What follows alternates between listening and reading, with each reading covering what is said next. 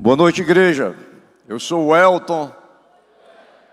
É bom estar aqui mais uma vez. Eu louvo a Deus por isso. Como é bom nós estarmos juntos, como povo de Deus, refletindo na sua palavra, adorando ao Senhor, glorificando o seu santo nome, porque esse é o objetivo da nossa vida, queridos. Deus não nos fez para passarmos aqui por esta vida simplesmente de forma dissoluta, ou mesmo se divertindo e trabalhando a vida toda e só para isso. O propósito que Ele tem principal para nós é a sua glória, é o seu louvor, é glorificarmos esse Deus maravilhoso, amém? Então é bom quando nós estamos juntos como povo de Deus, tendo a oportunidade de fazer isso. E nessa noite nós estamos iniciando uma nova série, a série a respeito do profeta Jonas, a história de Jonas, da rebeldia à redenção.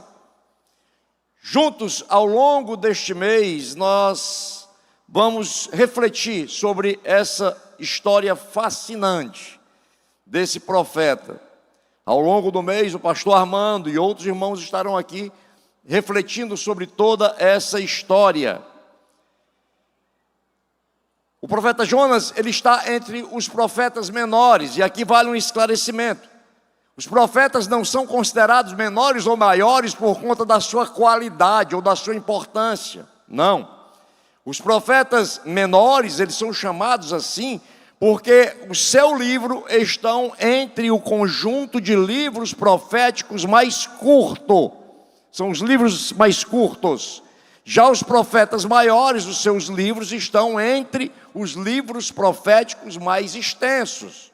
O exemplo disso é o livro do profeta Isaías, que tem 66 capítulos, enquanto o livro do profeta Jonas, somente 4. Portanto, esses termos maior e menor não tem nada a ver com o grau de importância do profeta. Amém? Você está comigo? Mais alguém aí está comigo? Glória a Deus. A história do profeta Jonas, ela é bastante conhecida, queridos, principalmente pelo fato dele ter passado 3 dias e 3 noites no estômago de um grande peixe. Desde criança nós aprendemos essa historinha. Nas salas da igreja, nas escolas bíblicas, a gente aprende essa história do profeta Jonas, desde criancinha. Aprendemos com músicas, com ilustrações, etc. Contudo, queridos, o livro de Jonas, ele não trata simplesmente sobre esse grande peixe, nem somente sobre a cidade de Nínive, e nem tampouco ele se limita à desobediência do profeta, mas sim, ele trata da vontade de Deus e como reagimos a ela.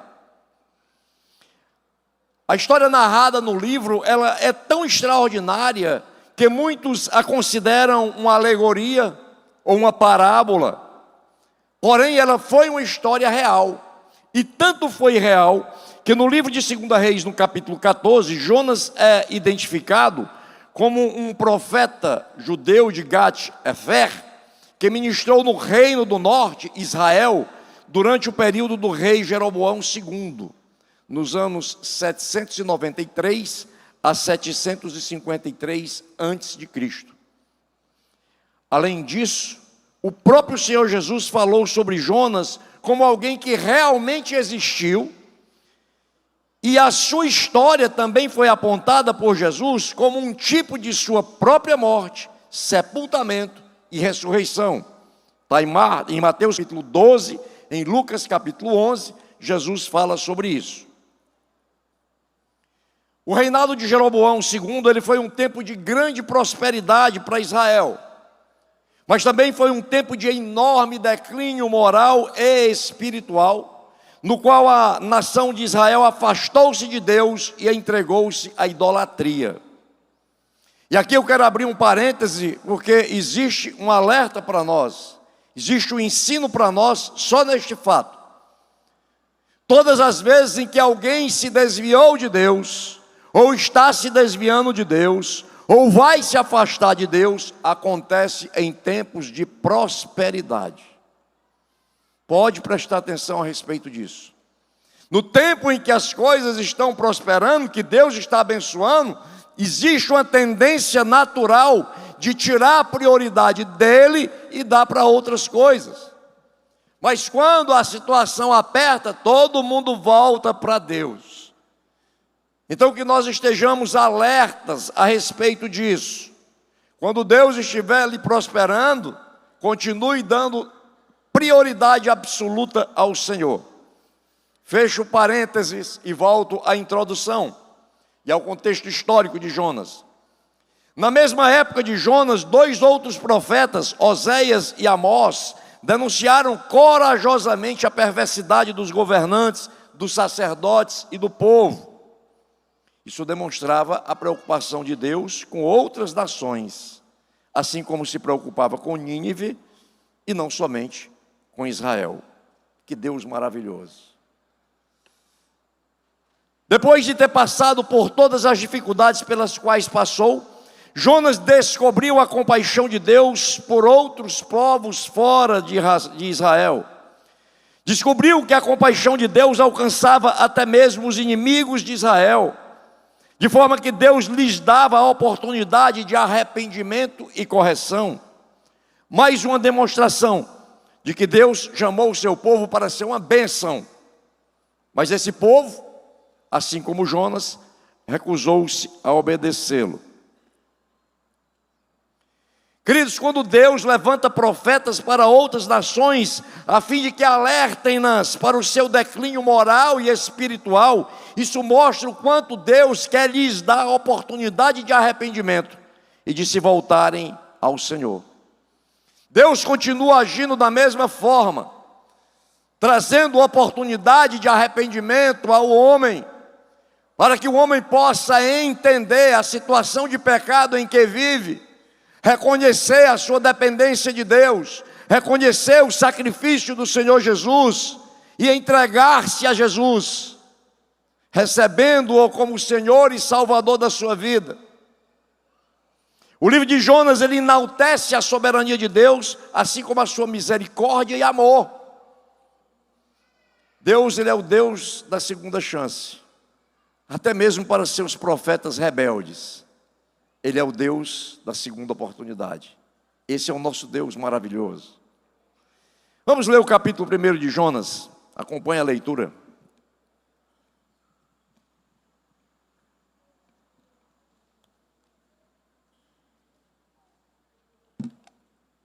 Diz assim a palavra: a palavra do Senhor veio a Jonas, filho de Amitai, com esta ordem: vá depressa à grande cidade de Nínive e pregue contra ela, porque a sua maldade subiu à minha presença. Mas Jonas fugiu da presença do Senhor, dirigindo-se para Tarsis. Desceu à cidade de Jope, onde encontrou o navio que se destinava àquele porto. Depois de pagar a passagem, embarcou para Tarsis para fugir do Senhor. O Senhor, porém, fez soprar um forte vento sobre o mar e caiu uma tempestade tão violenta que o barco ameaçava arrebentar-se. Todos os marinheiros ficaram com medo e cada um clamava ao seu próprio Deus. E atiraram as cargas ao mar para tornar mais leve o navio. Enquanto isso, Jonas, que tinha descido para o porão e se deitado, dormia profundamente. O capitão dirigiu-se a ele e disse: como você pode ficar aí dormindo? Levante-se e clame ao seu Deus. Talvez ele tenha piedade de nós e não morramos. Então os marinheiros combinaram entre si: vamos tirar sortes para descobrir quem é o responsável por esta desgraça que se abateu sobre nós. Tiraram sortes e a sorte caiu sobre Jonas. Por isso lhe perguntaram: diga-nos, quem é o responsável por esta calamidade? Qual é a sua profissão? De onde você vem? Qual é a sua terra? A que povo você pertence? Jonas respondeu: eu sou hebreu, adorador do Senhor, o Deus dos céus, que fez o mar e a terra. Com isso eles ficaram apavorados e perguntaram: o que foi que você fez? Porque eles sabiam que Jonas estava fugindo do Senhor, porque ele já lhes tinha dito. Visto que o mar estava cada vez mais agitado, eles lhe perguntaram: o que devemos fazer com você para que o mar se acalme? Respondeu ele: peguem-me e joguem-me ao mar, e ele se acalmará. pois eu sei que é por minha causa que esta violenta tempestade caiu sobre vocês. Ao invés disso, os homens se esforçaram ao máximo para remar de volta à terra, mas não conseguiram, porque o mar tinha ficado ainda mais violento. Então eles clamaram ao Senhor: Senhor, nós suplicamos, não nos deixe morrer por tirarmos a vida deste homem. Não caia sobre nós a culpa de matar o inocente, porque tu, ó Senhor, fizeste o que desejavas. Então pegaram Jonas e o lançaram ao mar enfurecido, e este se aquietou. Ao verem isso, os homens adoraram ao Senhor com temor, oferecendo-lhe sacrifício e fazendo-lhe votos. Então o Senhor fez com que um grande peixe engolisse Jonas, e ele ficou dentro do peixe 3 dias e 3 noites. Amém? Vamos ficar de pé, vamos orar. Vamos pedir a Deus o discernimento da sua palavra. Pedir a Deus que fale aos nossos corações. Querido, a palavra de Deus, ela se discerne espiritualmente, nós sabemos disso. Então precisamos, sempre que vamos orar, refletir nela, pedir a Deus que traga essa sabedoria, esse entendimento da sua palavra. Feche os olhos. Pai, em nome de Jesus, nós estamos aqui nessa noite, meu Deus, em primeiro lugar, para glorificar o teu santo nome, Jesus. Te louvar, te adorar, porque esse é o propósito principal de cada um de nós, meu Deus. Mas também, Senhor, nós queremos ouvir a tua palavra, entender a palavra do Senhor, discernir aquilo que o Senhor quer nos ensinar, discernir a tua vontade para a nossa vida, meu Deus. Traz, Senhor, a cada um aqui nesta noite, a cada coração, Senhor, esse entendimento. E que nós possamos não somente entender aquilo que o Senhor está falando conosco, mas também cumprir, obedecer, Senhor, executar aquilo que o Senhor determina, para que não sejamos, como está escrito na carta de Tiago, que diz que nós não devemos ser somente ouvintes, mas praticantes da tua palavra. Assim nós oramos, pedindo e desde já agradecendo em nome de Jesus. E quem crê diz: amém. Amém, glória a Deus. Queridos, como nós podemos ver no texto, Jonas, ele foi rebelde ao desobedecer o chamado de Deus. E isso o levou a enormes dificuldades, essas dificuldades nas quais ele entrou. E hoje nós vamos ver algumas delas, algumas das atitudes de Jonas e as respectivas consequências, porque há ensino nessa história. Todas as nossas atitudes têm consequências. A vida, eu tenho 4 filhos e desde que eles eram pequenininhos, eu e minha esposa amada que está ali, a gente sempre ensinou para eles: olha, a vida é feita de opções, cada opção tem a sua consequência, você não tem como fugir dela, é a lei da semeadura. Então nós vamos ver quais foram as opções que Jonas tomou e as consequências dessas atitudes. A primeira atitude de Jonas, ele rebelou-se contra a vontade de Deus. Queridos, a obediência a Deus é que nos proporciona o que nós necessitamos, que é basicamente, o alimento espiritual, o discernimento e a capacitação. Alimento espiritual, o próprio Senhor Jesus fala sobre isso. João capítulo 4, versículo 34, saindo da boca de Jesus, ele diz: a minha comida é fazer a vontade daquele que me enviou e concluir a sua obra. Depois ele fala em Mateus capítulo 4, versículo 4, está escrito: nem só de pão viverá o homem, mas de toda a palavra que procede da boca de Deus. A palavra de Deus, ela é alimento espiritual, é o que sustenta o crente, é o que sustenta o cristão. Assim como nós nos alimentamos fisicamente, nós necessitamos ser alimentados fisicamente, necessitamos do alimento espiritual. Todas as vezes que nós estamos aqui na IBC, quer sejam nos cultos aos domingos, na programação semanal, no GR, nós estamos sendo alimentados espiritualmente.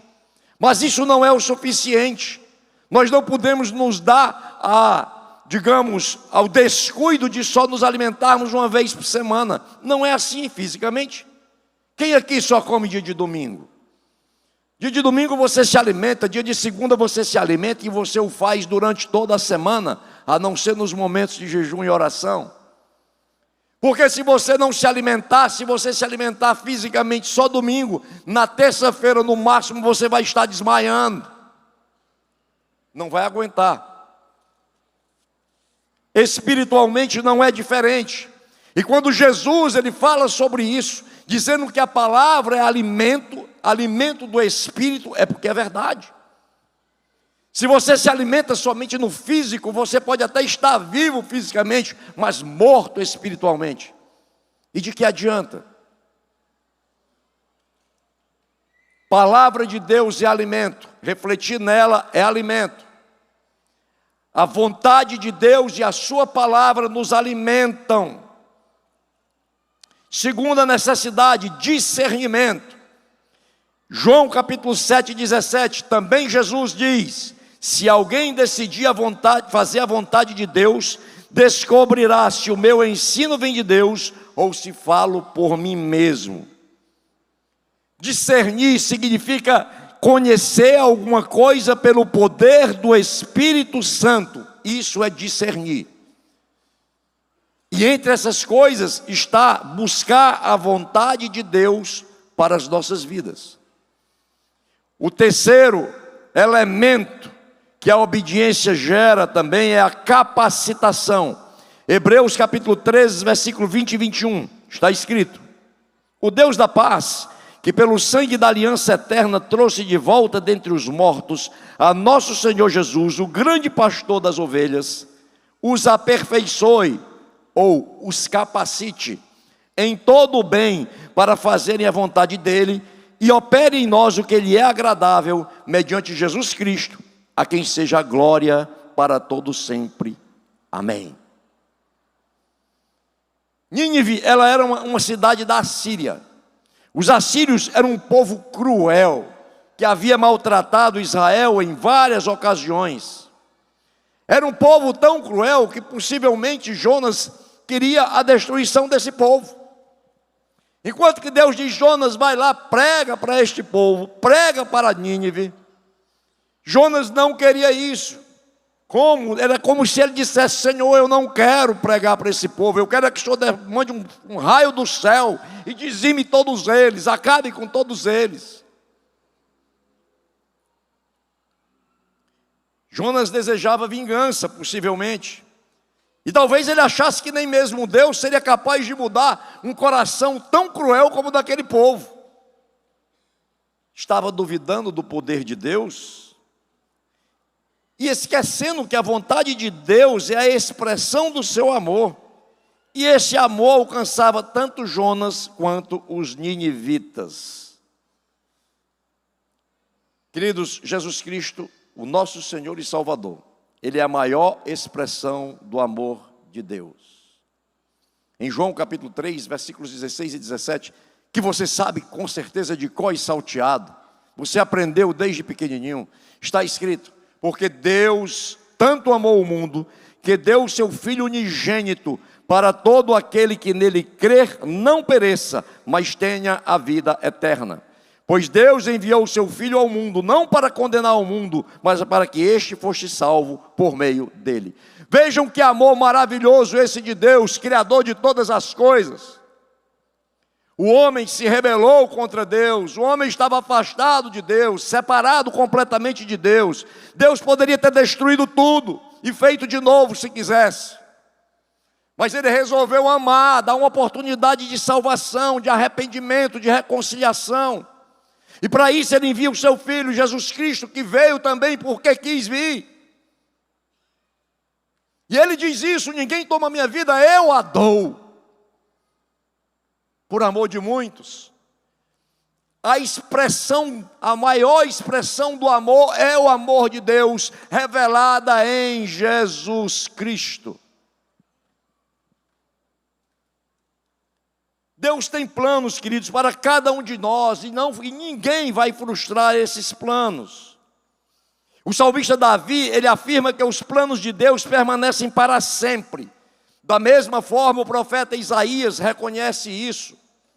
Salmo 33, 11, o salmista diz: mas os planos do Senhor permanecem para sempre, os propósitos do seu coração por todas as gerações.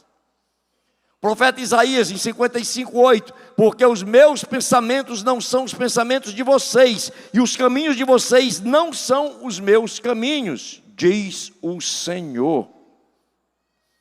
Deus tinha planos para Jonas e planos para Nínive.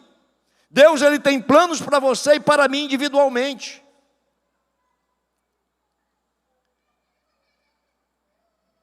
Eu lembro, a minha mãe me contava uma história.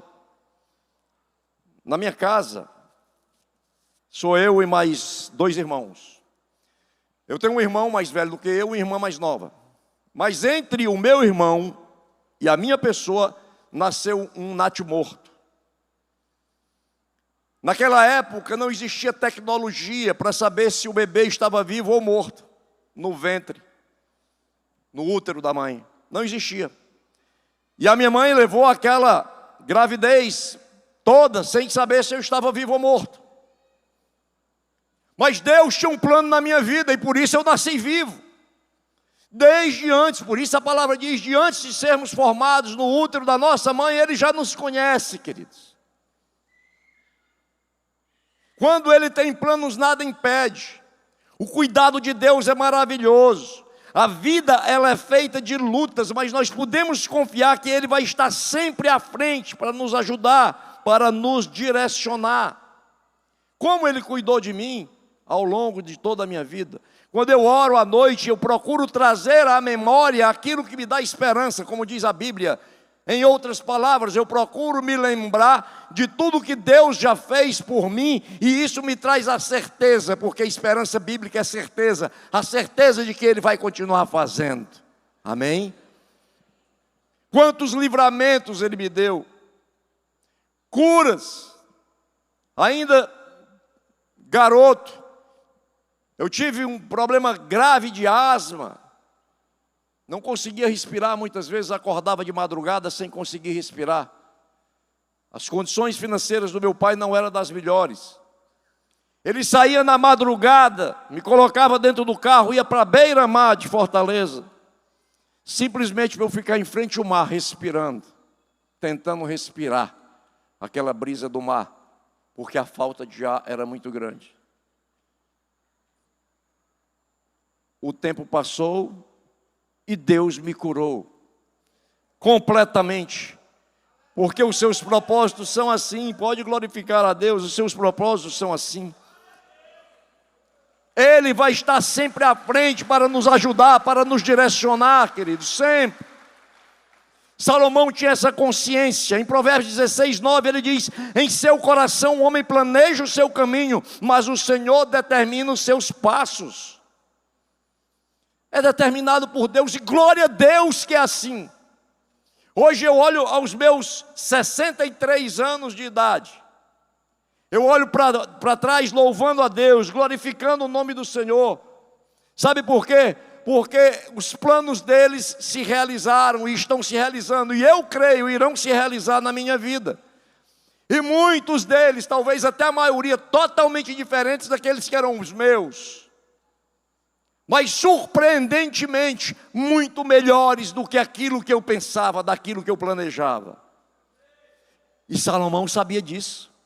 O homem em seu coração planeja o seu caminho, mas o Senhor determina os seus passos. Esse é nosso Deus. Esse é o Deus que você pode se maravilhar diante dele. A segunda atitude de Jonas e as suas consequências. Jonas achava que poderia resistir à vontade de Deus.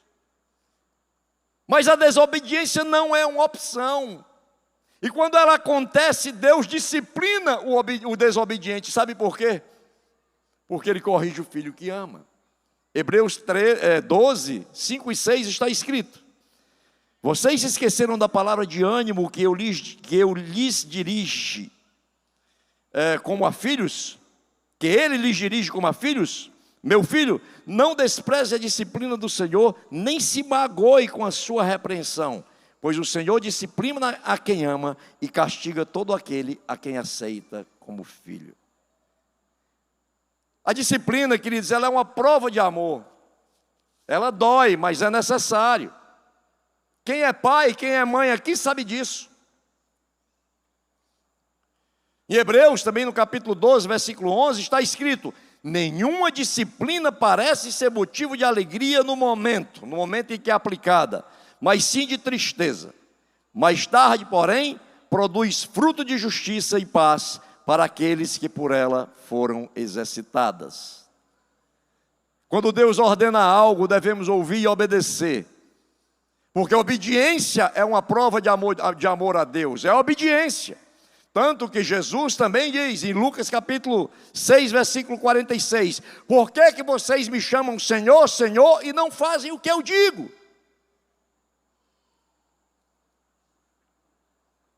Ainda num testemunho pessoal, na minha infância, meus pais, saudosos pais, meu amado pai, minha amada mãe, eles nunca nos batiam. Quando nós errávamos, eles nos davam um castigo. Nós deixávamos durante um longo tempo, alguns dias, de fazer aquilo que gostávamos. Mas não sem antes ele vir com uma lição de moral, pastor. Uma lição de moral onde ele não alterava nem a voz. Ele falava com amor. Mas era uma lição de moral tão forte que batia no coração e deixava a consciência doendo ali durante alguns dias. Como era eficaz? Como era eficaz? No momento em que ele era aplicado, não era bom. Eu não podia entender que era bom. Eu estava deixando de fazer aquilo que eu gostava. Eu estava de castigo. Mas hoje, louvo a Deus, porque foram essas disciplinas que me conduziram, tanto a mim como aos meus irmãos, nos conduziram nos bons caminhos. Não nos corrompemos. E é isso que a palavra diz. No momento em que ele está aplicando a disciplina, não parece que não há nenhuma vantagem, é tristeza, mas no fim tem bons frutos.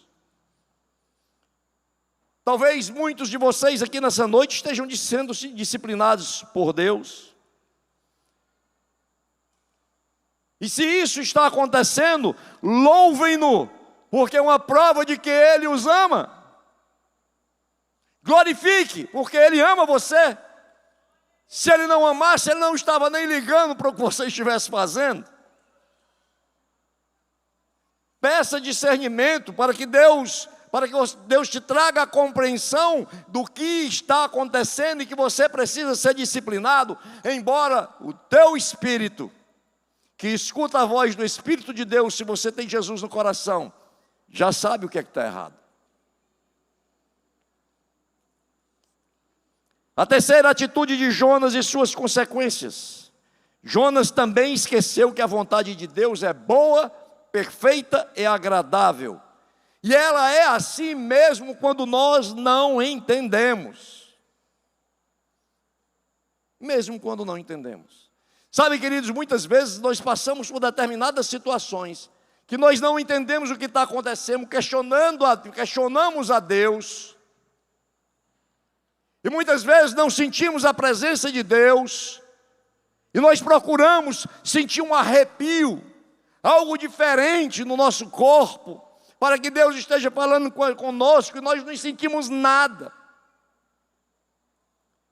Essa é a hora de nós exercitarmos a fé verdadeiramente, porque é nesse momento que nós temos que crer na palavra. Independentemente de sensações físicas, embora elas aconteçam muitas vezes e são maravilhosas, o homem é um ser emocional. E muitas vezes nós estamos orando e nós sentimos mesmo algo diferente, aquele arrepio, aquele calafrio gostoso, a presença de Deus diante de nós. Mas se isso não acontecer, não significa que Ele não está conosco. Ele continua conosco e nos dá a oportunidade de testarmos a nossa fé pela palavra. Está escrito, se está escrito, eu creio. De Gênesis a Apocalipse, Aliás, eu creio até na capa. Aleluia. Glória a Deus. Amém. Glória a Jesus.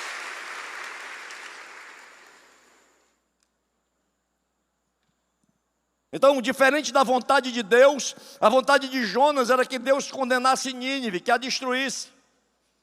E por essa razão, ele procurou fugir o mais longe possível do lugar que ele deveria ir. Nínive estava localizada a 750 quilômetros ao leste de Jope. Mas Jonas embarcou em um navio que o levaria para 3.000 quilômetros ao oeste de Jope. Direção totalmente oposta. Jonas, ele fugia da presença de Deus como se isso fosse possível. Mas ninguém consegue fugir da presença de Deus. Os olhos de Deus estão sobre todos nós. Em todos os momentos. Nos momentos em que eu estiver em uma pornografia, Deus está vendo. Se eu estiver praticando adultério, Deus está vendo. Se eu estiver me corrompendo, Deus está vendo. Mas a boa notícia é que a palavra diz que se nós nos arrependemos dos nossos pecados e os confessamos, Ele é fiel e justo para nos perdoar os pecados e purificar de toda injustiça. Aleluia. Ninguém foge da presença de Deus.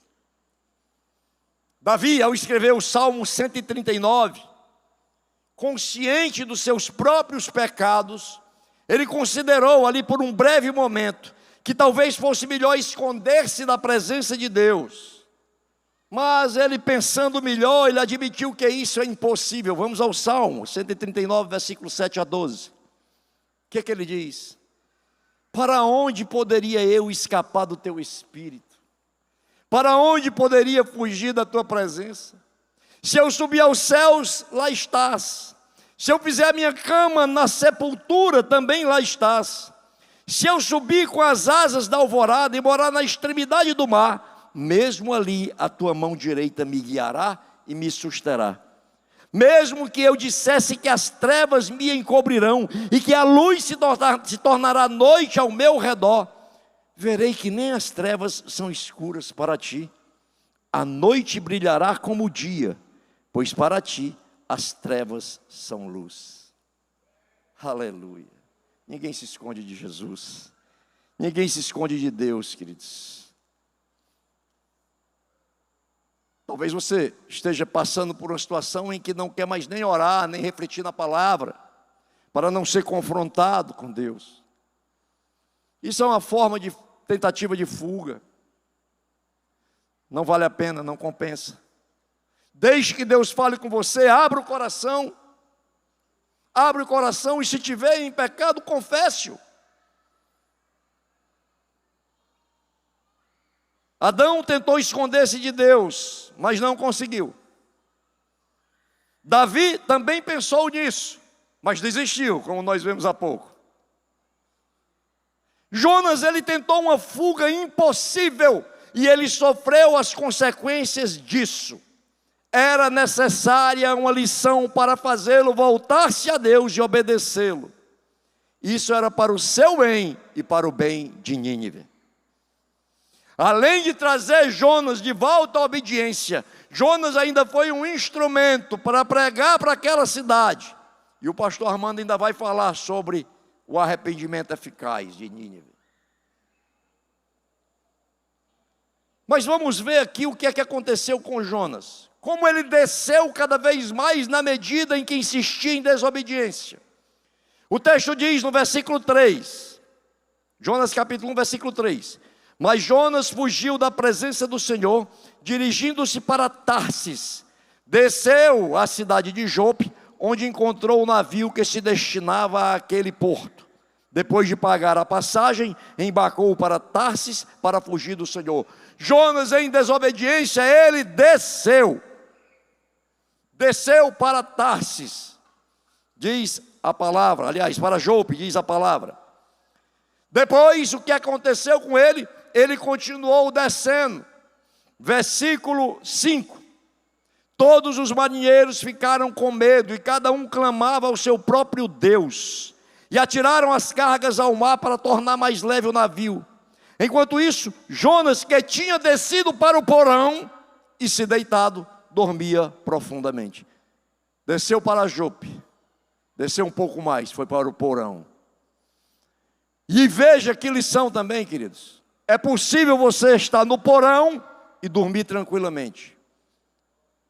Olhe que perigo.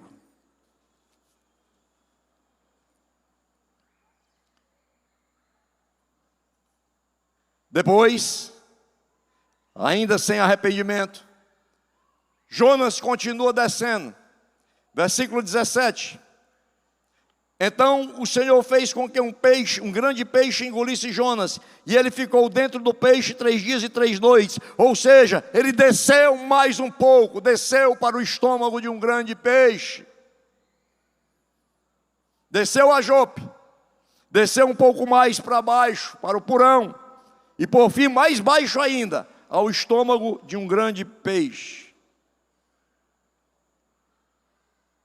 É impressionante como o homem desce quando está em desobediência a Deus, em rebeldia a Deus.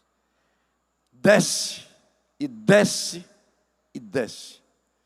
A Bíblia diz que um abismo leva a outro abismo. Desobediência é rebeldia.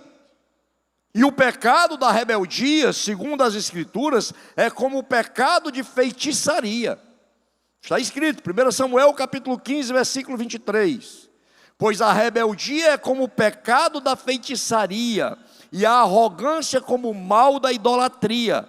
Assim como você rejeitou a palavra do Senhor, ele o rejeitou como rei. A rebeldia é como o pecado da feitiçaria. Olha como é grave. Nesse texto de 1 Samuel se refere ao rei Saul. E vejam que o texto diz expressamente: assim como você, rei Saul, rejeitou a palavra do Senhor, ele o rejeitou como rei. Naquela ocasião, Saul desobedeceu a Deus e não se arrependeu. Por isso não foi perdoado. Se você ler o texto lá da história, você verá que houve um falso arrependimento, que Saul queria mesmo era ficar bem na fita com o povo. Mas isso não é o tema de hoje. A maravilhosa notícia, queridos, é que Jesus pagou pelos nossos pecados, e quando os confessamos, quando nos arrependemos, somos perdoados. Nós estamos aqui hoje, nesta noite, porque Jesus nos ama. E Ele te chama mais uma vez para entregar-se a Ele nesta noite, queridos. Aqueles que ainda não entregaram-se a Jesus, Ele chama mais uma vez. Aqueles que estão em desobediência, Ele também chama ao arrependimento. Não seja rebelde. Não queira descer mais fundo, até o estômago de um grande peixe, agora em sentido figurado. Não foi para isso que Jesus sofreu e morreu naquela cruz e ressuscitou. Ele fez o sacrifício para que tenhamos vida eterna, vida abundante. Essa é a vontade dele para mim e para você. Muitos acham, e eu vi isso ao longo da minha vida cristã, muitos acham que não tem mais jeito para si, que fizeram e fazem coisas tão terríveis, que não há perdão, e tentam fugir de Deus. Não há como fugir de Deus. Talvez você esteja tentando essa fuga, porque você mentiu, e colaram em você uma pecha de mentiroso. Você é um mentiroso. Talvez você esteja tentando essa fuga porque você adulterou e colaram na sua testa uma etiqueta adúltero. Ou quem sabe você está tentando essa fuga porque você fracassou algumas vezes e você não entende por quê e te botaram um apelido de fracassado. Mas eu quero dizer para você que o que você fez no passado não define quem você é. Aleluia. Aleluia. Os pecados do passado não determinam o seu futuro. Você pode ser liberto nesta noite. Jesus, Ele quer libertar você. Não deixe que o diabo te aprisione, dizendo aí na sua mente que para você não tem jeito, para o seu filho não tem jeito, para o seu marido não tem jeito, para a sua esposa não tem jeito. Não acredite nisso, isso não é verdade. Para nos dar esta oportunidade de um novo nascimento, porque é necessário para que sejamos libertos. Para que Deus faça algo novo em você e em mim, precisamos nascer de novo.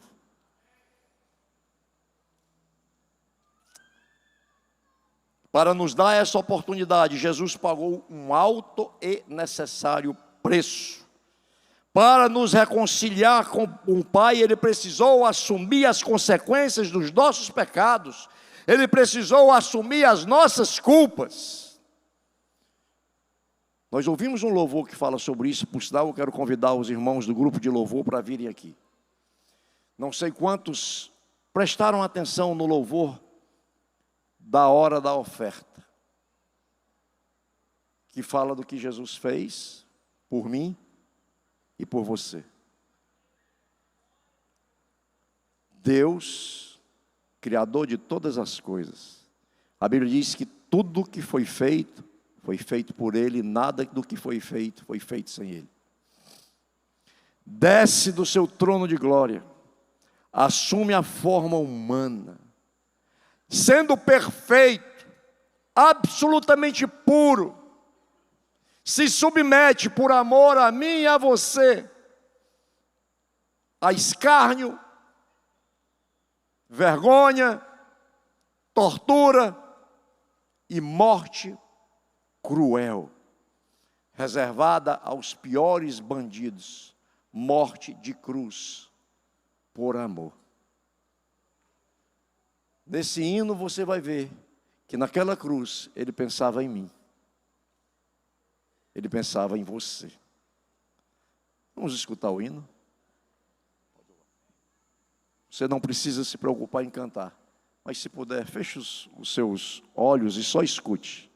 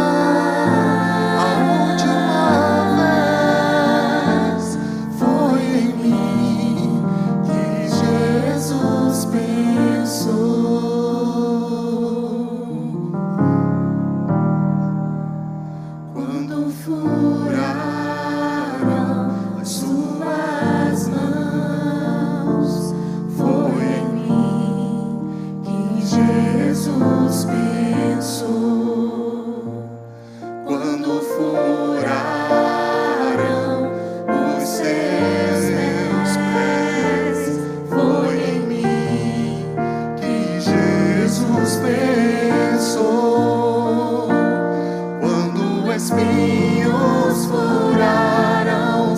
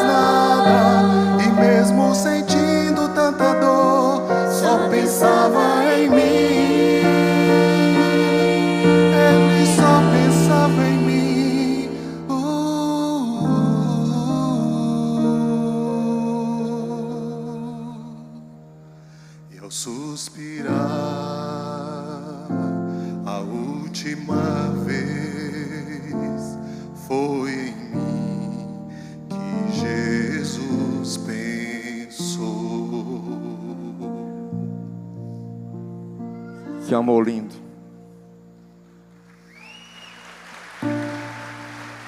Aleluia. Certa vez eu ouvi uma explicação muito didática sobre o sacrifício de Jesus. Naquela cruz, com os braços abertos, com a mão esquerda, ele pegou a minha mão e a sua. Com a mão direita, ele pega a mão de Deus e ele une as duas naquela cruz. Aleluia.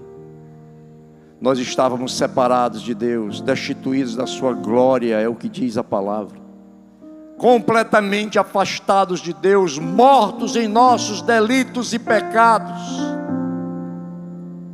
E Jesus veio e nos une ao Pai mais uma vez. Sabem, queridos, esse sacrifício não foi em vão. E o bom disso tudo é que nós sabemos que Ele ressuscitou, Ele vive, Ele reina para todo sempre. Aleluia. No Evangelho de Lucas, capítulo 24, a partir do versículo 1, está escrito: no primeiro dia da semana, de manhã bem cedo, as mulheres tomaram as especiarias aromáticas que haviam preparado e foram ao sepulcro. Encontraram removida a pedra do sepulcro, mas quando entraram não encontraram o corpo do Senhor Jesus. Ficaram perplexas, sem saber o que fazer. De repente, 2 homens com roupas que brilhavam como a luz do sol colocaram-se ao lado delas. Amedrontadas, as mulheres baixaram o rosto para o chão e os homens lhe disseram: por que vocês estão procurando entre os mortos aquele que vive? Ele não está aqui, ressuscitou. Aleluia! O nosso Salvador vive.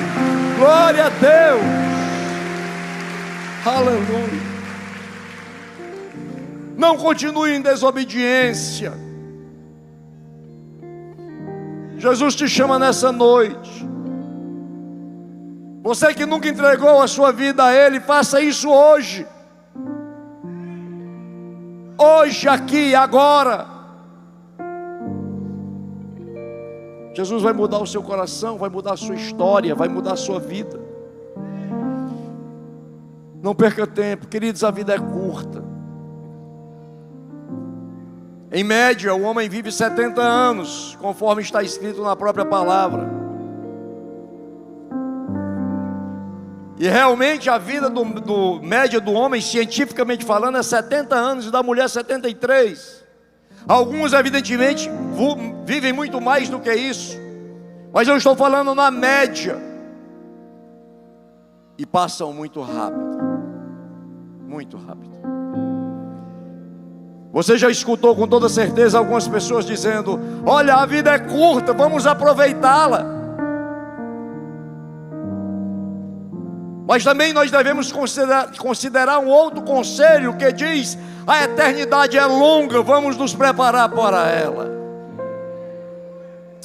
Aleluia. O tempo é hoje. Em 2 Coríntios capítulo 6, versículo 2 está escrito: pois ele diz: eu ouvi no tempo favorável e o socorri no dia da salvação. Digo-lhes que agora é o tempo favorável, agora é o dia da salvação. Agora. Os irmãos vão louvar mais um pouquinho. E você que nunca entregou sua vida para Jesus, saia do seu lugar e venha aqui à frente. Tome uma atitude, porque se você não tem coragem de fazer isso hoje, no meio do povo de Deus, numa igreja que louva e glorifica ao Senhor, quem dirá quando você estiver face a face com Deus? Aleluia. Amém. Todos nós um dia estaremos diante do Senhor, queridos. Todos nós estaremos diante do Senhor. Não se envergonhe de entregar a vida a Jesus. Tenha coragem, porque o reino de Deus se conquista pela força. Aleluia, vamos louvar. Mais um pouco. Suas mãos, foi em mim que Jesus pensou. Ainda está em tempo. Tem muito espaço aqui. Tem muita gente que ouviu a voz de Deus nessa noite. Saia do estado de rebeldia, de desobediência, e não perca essa chance. Ninguém sabe quando será o nosso último suspiro. Aleluia. Espinhos furaram seu rosto. Foi em mim que Jesus pensou. Tem mais gente. Tem mais gente para sair do lugar e vir para cá.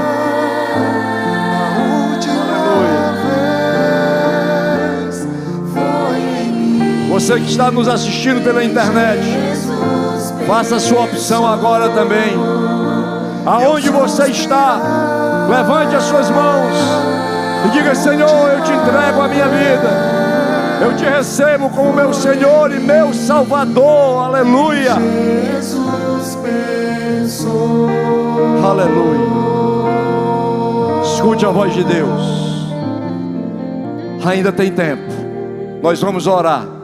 Ainda tem tempo. Mais alguém quer vir à frente, dando um testemunho de que reconhece e recebe Jesus como seu Senhor e Salvador. Amém. Glória a Deus. Mais alguém? Nós vamos orar. Nós vamos orar. Mesmo durante a oração, saia do seu lugar e venha.